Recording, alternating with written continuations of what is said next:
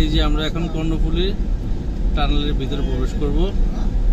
আল্লাহর রহমতে এখন একদম সাই সাই করে পানির নিচে চলে যাবো। পানির নিচে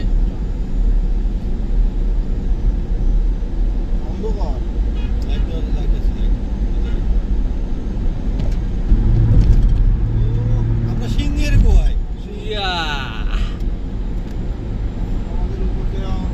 এটাও কিন্তু দেখার মতো জিনিস।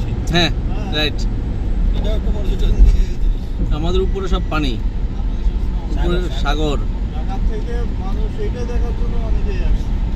আমাদের মাথার উপরে সব সাগরের পানি। আমাদের উপর দিয়ে নিয়ে যাচ্ছে। তবে এটা আর আমরা সাগরের গভীর দিয়া কি যেন বলে সাগর পার হইতেছি টানেলের মাধ্যমে।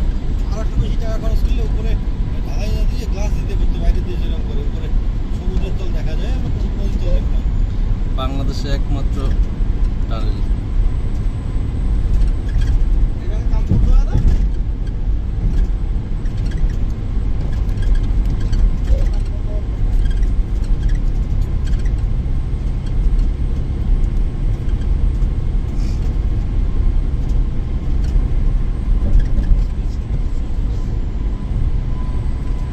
টানেলটা পাড়িতে কয় মিনিট সময় লাগে দেখবো।